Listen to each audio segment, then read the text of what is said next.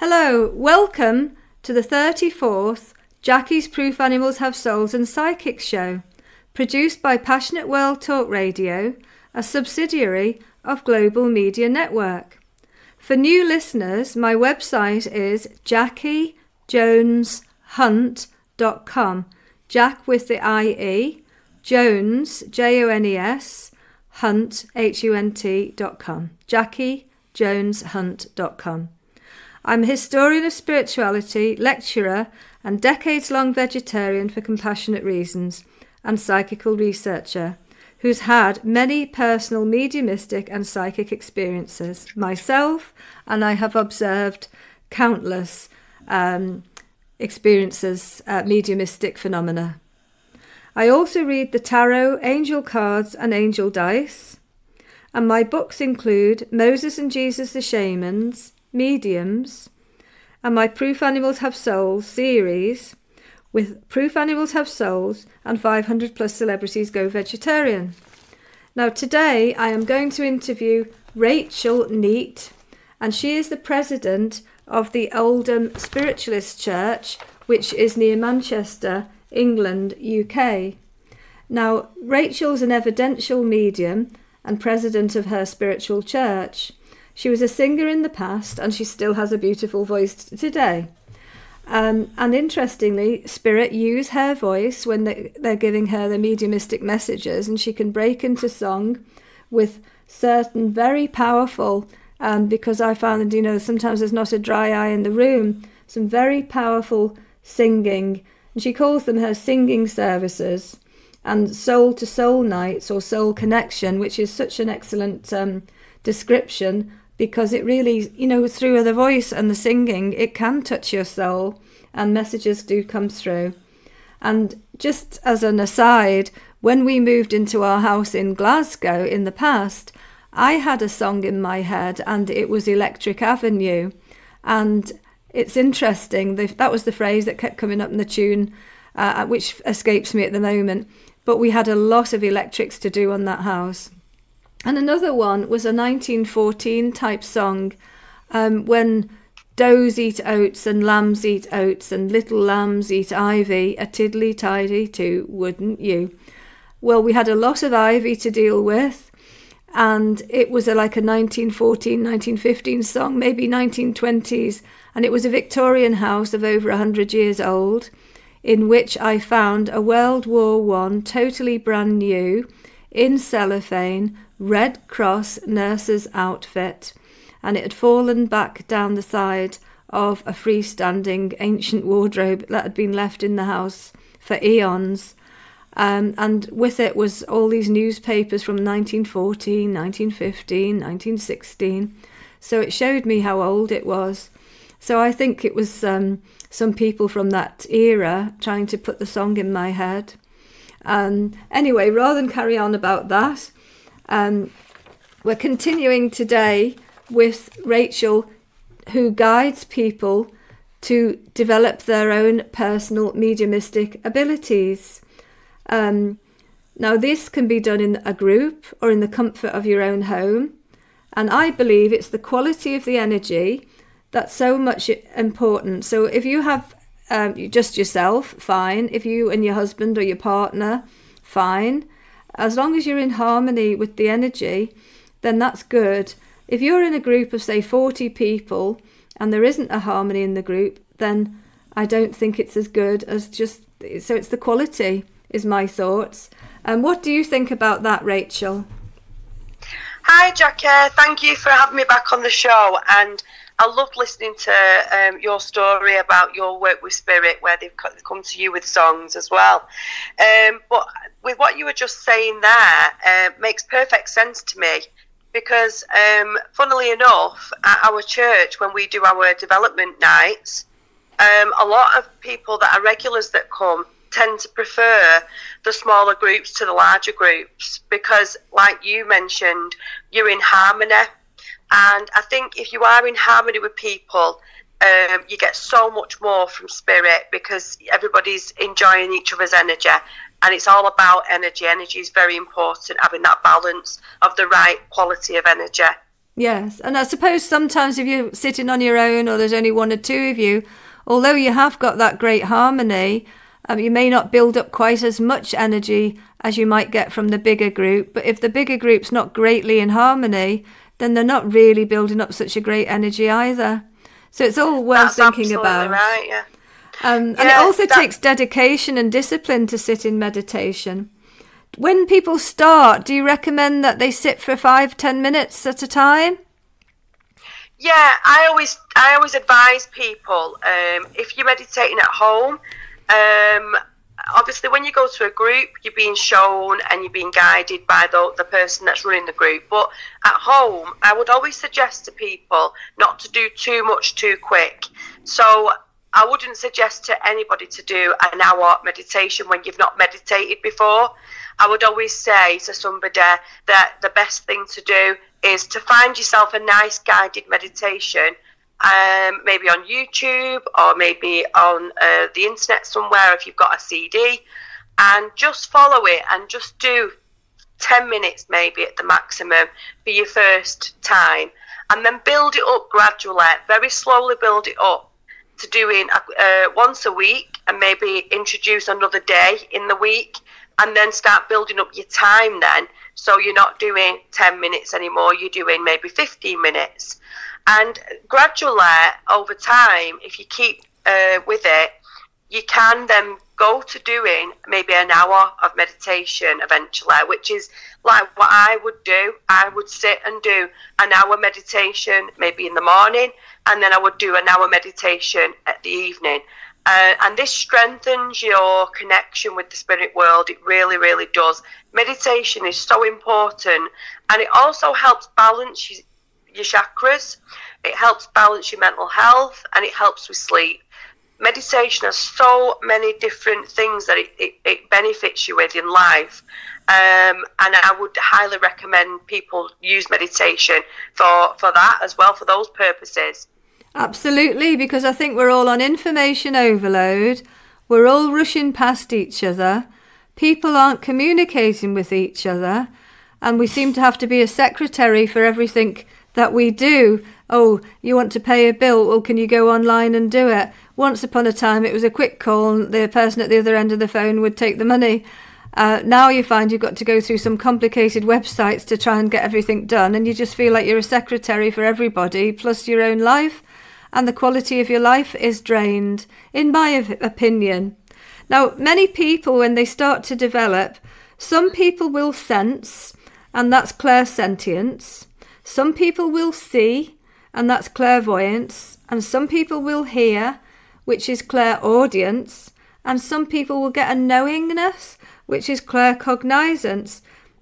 Some people put it down to intuition, oh, I don't think this is the right job for me, or this isn't the right partner for me, or I don't think I'll go over the bridge today. And then you hear that there's been an accident there. Some people put these things to intuition, but they can also be this sense that you are being guided from a family member in the spirit realm, from a friend, or from a guide, or a family member who is a guide. So do you teach people to develop these, as you call it, all the clairs, clairsentience, clairaudience, clairvoyance, claircognizance? Yeah, that's right. I mean, what I would do if somebody came to our church for development, I would talk to them about the clairs that they already may have experienced. So I'd have a conversation with them first to see what it is that they are experiencing, so I can pinpoint which clair they are using more often than not. For me, for example, I use all the clairs, and I use some clairs more than others in different times. So if I'm doing private readings, I probably use my clairvoyant a lot more with that, and my claircognizance. But when I'm doing other things, like when I'm doing my Reiki, I might be using my clairsentient a lot more. So it all depends on what it is you're doing. But I do advise people when they come to talk to me about what it is they've experienced in the past, so we can pinpoint where they are using and which clair they are using. And it's not that everybody has to use the same clair. So there's no right or wrong way of doing it. It's more about what is suited to you, because you're unique. Each person is unique, and their soul is unique. So when they're using their soul to work with the spirit world, they will have a unique way of using it, meaning using a certain clair that is better suited to them. Yes. And you mentioned before the show that people need to go walking in nature, get good sleep, eat good food, not mix meditations with alcohol, and to look after themselves to help build up. So every day do you do 2 hours of meditation? Yeah, what I do is I do a morning meditation, because if I have people coming to my home for private readings, I will get myself prepared, and I ask before I begin my meditation, I ask my guides, because I open with a prayer, and I ask my guides to purposely help me in the meditation to raise my vibration and help sharpen my spiritual senses and awareness, so that when I'm doing the private readings and the work for spirit, I'm working to the best of my abilities. And I often feel because I meditate, lay on my bed, and I often feel my bed moving, like a shaking sensation, when they are coming around me to raise my vibration. And as soon as though I've finished the meditation, I feel wonderful. And talking about the looking after yourself, when you mentioned that is extremely important, to make sure that you go out in nature and you ground yourself, because when you're working with the spiritual energies, it can make you feel sometimes like you're spinning off a little bit. So it's so important and vital that you get that connection with Mother Earth. And eating the correct foods, I know we all like a treat and we like a bit of chocolate or something that's a bit naughty, but it's important we have a balance of food within our lives, so that we're working with the best we can work with ourselves and the spirit world. Yes. Rachel sadly lost her dog recently, Sophie. But when Sophie passed, Sophie was taken by angelic spirit beings that Rachel saw so clearly. So that's helped her over the devastating loss of Sophie. But Sophie was of a very good age and had a lovely life.